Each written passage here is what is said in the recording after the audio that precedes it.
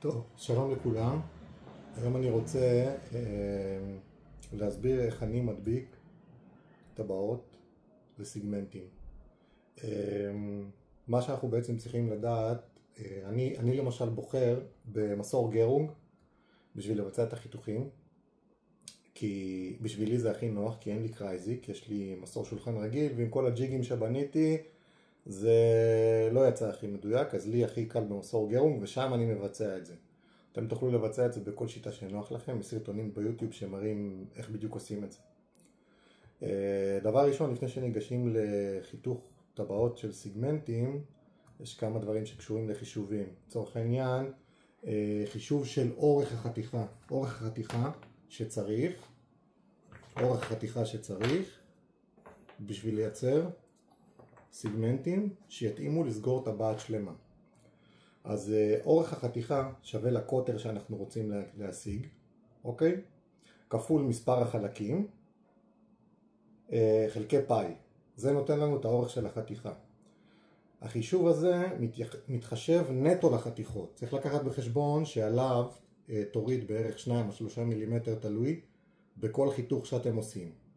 ועוד כמה סנטימטר כדי שתגיעו לסוף עם מסור גרונג, לא תחכו לעצמכם את האצבעות. נראה לי זה אותו דבר גם בשביל מסור שולחן, ככה אני חושב. באיזה זווית לחתוך?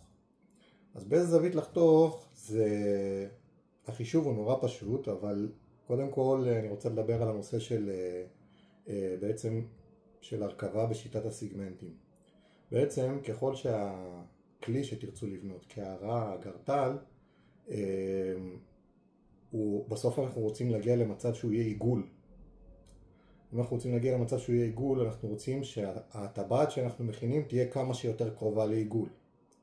מצד שני, אנחנו לא רוצים לעשות טבעת מ-24 חלקים או מ-48 חלקים.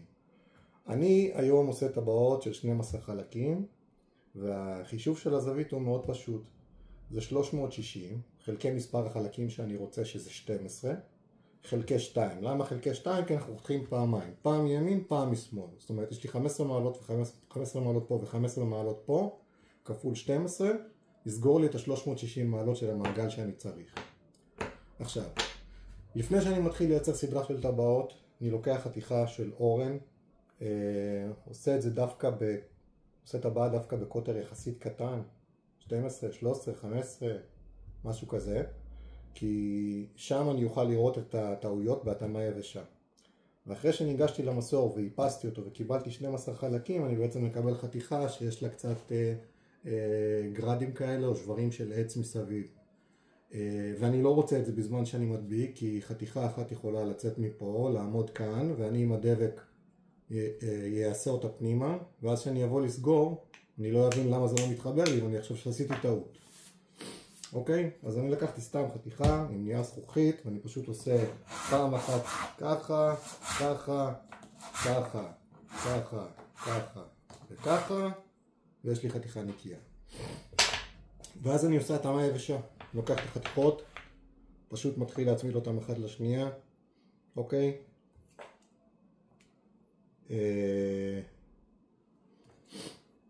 מסדר, ממש מצמיד אחת לשנייה כדי לראות שאני מקבל טבעת שלפני ששמתי את הדבק, נראה לי שעשיתי עבודה מדויקת, אוקיי? אני, מהניסיון שלי, לפי הכיוון של המסור, וכמו שאתם אולי יודעים, אולי לא, אני מדביק הרבה טבעות לאחרונה. אז בעיניי זה נראה בסדר.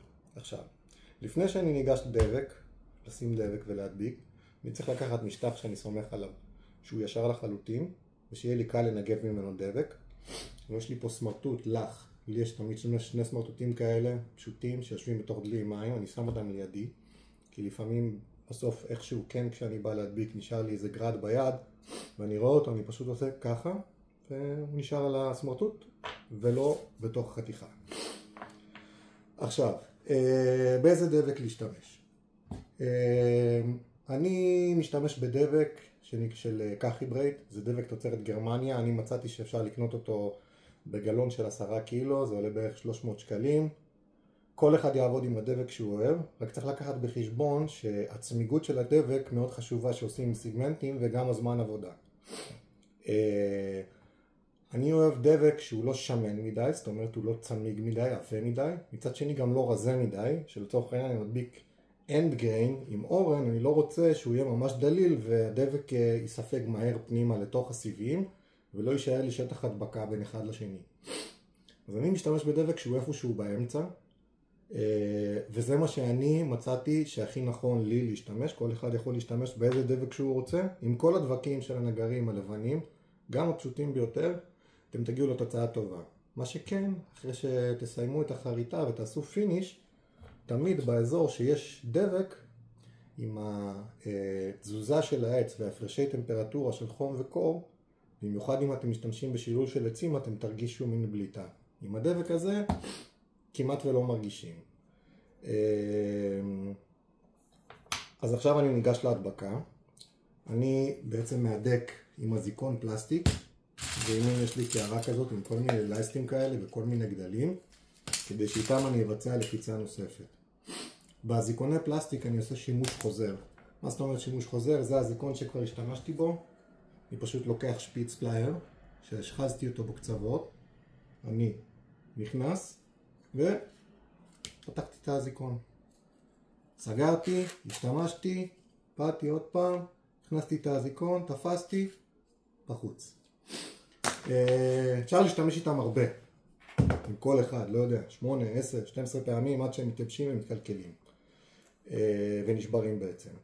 עכשיו אני אבצע הדבקה ולחיצה אחת, כדי שאני אראה לכם איך זה נראה. מה שאני עושה, אני לוקח חתיכה אחת, חתיכה הראשונה, אני מורח על הדבק לא יותר מדי ולא פחות מדי. אוקיי? פשוט ככה. זה מספיק. אני מניח אותה קרוב אליי. למה? כדי שאני ארצה לסגור את הטבעת, אני לא אצטרך למשוך את כל החלקים אליי. הטבעת פשוט תהיה קרובה אליי, ואז יהיה לי נוח לעשות את הלחיצה. ואז אני פשוט שם דבק. פעם אחת מצד שמאל, פעם אחת מצד ימין, כי זה דבק שהזמן העבודה שלו יחסית קצר, ואני רוצה כמה שפחות להזיז כשאני עושה את הלחיצה. עכשיו, כשעושים טבעות ממש ממש גדולות, אני ראיתי שיש אנשים שעושים חצאים ועושים חצאי טבעות, ואחרי זה מיישרים אותם, ואחרי זה מחברים חצי לחצי, לא יודע. אני עכשיו עובד על איזשהו אגרטל ממש ענק, קוטר 35, והדבקתי פשוט בשיטה הזאת, ואם לא מספיק אחד אז מדביקים בשני הזיקונים, וככל שעושים יותר, מן הסתם ככה זה נהיה הרבה יותר פשוט. רק לעשות הכנות כמו שצריך, שהכל יהיה קרוב ומוכן. עכשיו, אחרי שביצעתם את הסטאפ למסור, והתחלתם לחתוך את ה-12 חלקים, לפעמים חותכים בטעות 11, או לפעמים מוצאים שיש חתיכה אחת פגומה, ואז רוצים לחזור ולעשות בדיוק חתיכה נוספת. אז אל תשנו את הסטאפ של המסור. תעשו את הטבעת, תדביקו אותה, וראיתם שקיבלתם תוצאה שהיא מושלמת, שכל החתיכות מתאימות לכם, שלא חתמתם פחות, שלא יש חתיכה אחת פתאום שיש לה עין שאתם חוששים שבחריטה היא לא תצלח, ותעברו לטבעת הבאה. אני בעצם מכין את הסרטון הזה כי הרבה אנשים פנו אליי בפרטי וביקשו לדעת איך אני מדביק, ואם יש סרטון אז אני עושה סרטון, וזהו. עכשיו אני לוקח את הזיקון, סוגר אותו קצת, דבק בצד, ניגש, מניח. אפשר אפילו בחלק העליון, תמיד אפשר לדחוף למטה, מה שכן לא בחלק התחתון, כי אחרי זה שתרצו להרים למעלה, החתיכות יעלו איתכם. אני סוגר בהתחלה באופן גס, רק כדי שאני אקבל איזשהו סוג של התאמה. נמקם אותו פחות או יותר באמצע, לא חובה, תכף תראו למה. אני נועל את יד ימין, ישר במקרה שלי, ונותן משיכה עד שקיבלתי עיגול. אני לוחץ קצת על החתיכות, לראות שאף חתיכה לא התרוממה בזמן הדבקה. היא לא אמורה להתרומם, ואז פשוט לוקח כל מיני לייסטים כאלה. במקרה הזה אפשר לייסטים קטנים. מתחיל להשחיל אותם, וזה בעצם מבצע הידוק נוסף. לא תמיד חייב לשים 12, אפשר לשים פחות מזה. כשתעשו טבעות גדולות, תעשו את זה כמו שמחליפים גלגל ספייר בהצלבה. תשימו אחד בצד הזה, אחד ממולו, רבעים, שמיניות. זה בעצם הטבעת. אני לא יודע כמה זמן לקח לי לעשות אותה, אבל זה יחסית מהר. סמרטוט. עכשיו, מכיוון שאחרי זה אנחנו נצא ללטש כדי שתהיה התאמה, כל אחד ילטש איך שנוח לו. לי יש מלטשת דיסק גדולה שבניתי והנחתי על מחרטה. מנקים את הדבק. המהדרין יגידו לחכות כמה דקות. אני לא רואה אם זה בעיה, לא נתקלתי בבעיה. יש לי מספיק דבק שאני צריך בשביל להחזיק את הטבעת הזאת. מנגר ושם לייבוש. בואו נסתכל על הטבעת עכשיו. האם יש רווחים? אין רווחים. זהו זה. אחרי זה אני מנקה צ'יק צ'ק, ואני מוכן לחיתוך הבא ולטבעת הבאה. תודה לכולכם.